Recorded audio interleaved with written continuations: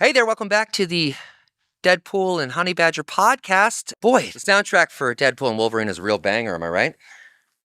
Right on brand. He is awful at podcasting.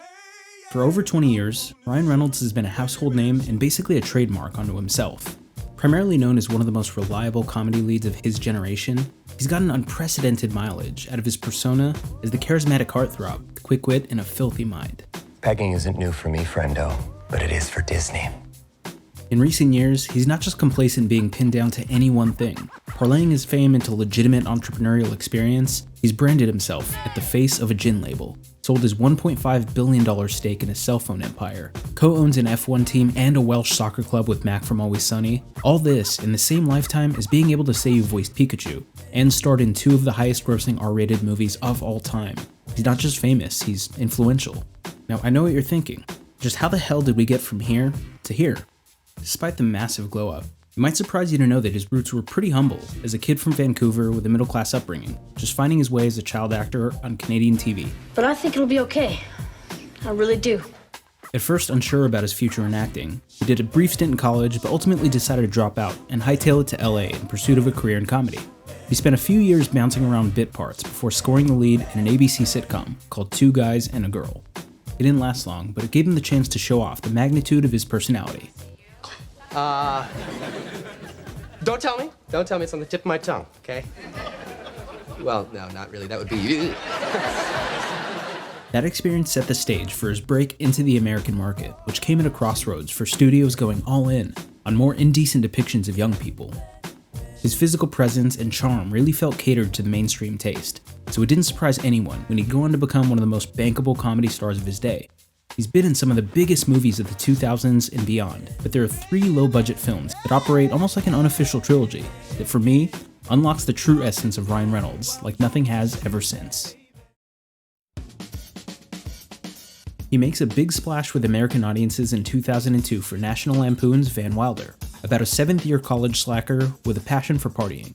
It's cut from the same cloth as wild sex romps like American Pie that defined its era, which operated by a skewed set of politics, but couldn't have been better suited to his fast-talking, dirty-minded humor, which feels ironically dated, but somehow ahead of its time. So, am I here for a physical? Because I'm going to need a few cocktails before I start coughing for you fellas.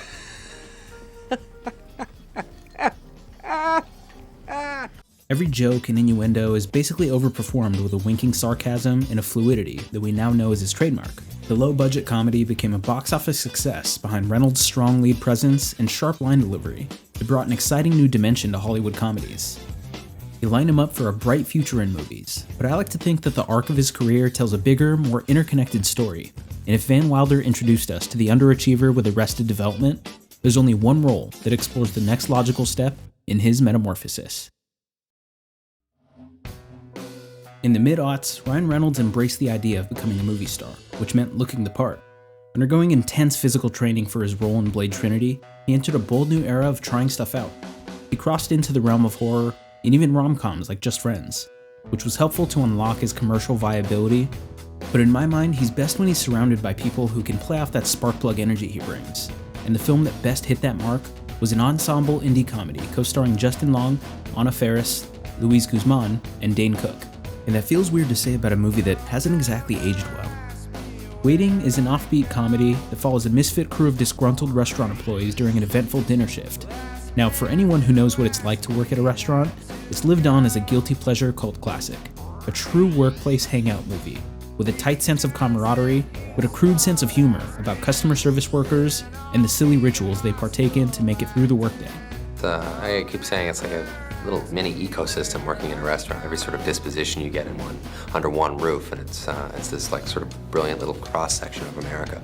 It's also an honest look at 20-somethings who are afraid to take that next step. Even the double entendre of its own title describes that stage of life where you're kind of just stuck, but trying to make the most of it. For Waiting, that subtle humanity penetrates the naughty charm and corrals the mystique of Ryan Reynolds by fielding an important question: how would Van Wilder fare in the real world?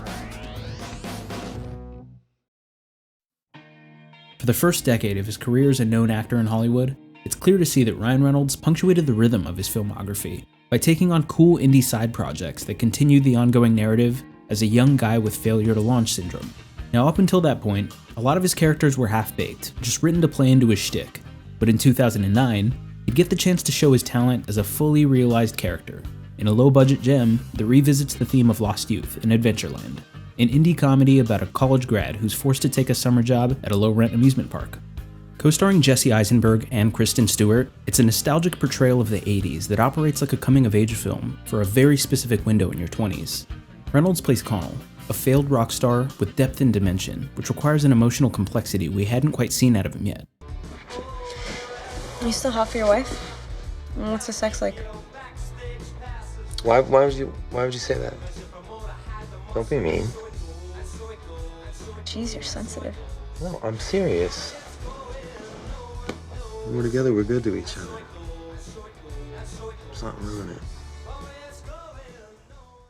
This particular role is my favorite of his because you feel different about him the older you get.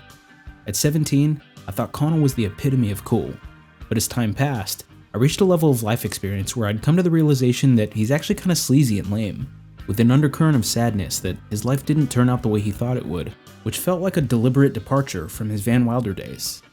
Connell is sort of a blue-collar guy, works the park, who just dreams of greener pastures, and there's something really heartbreaking about that to me. You know, I think of Connell in the sense that he's very romantic, but in a negative way. Some people can be very romantic in a positive way, but he sort of falls for the drug of romance, more so than most people do. During an interview with Collider, Reynolds said about his role in Adventureland, "I like that he felt like a real guy.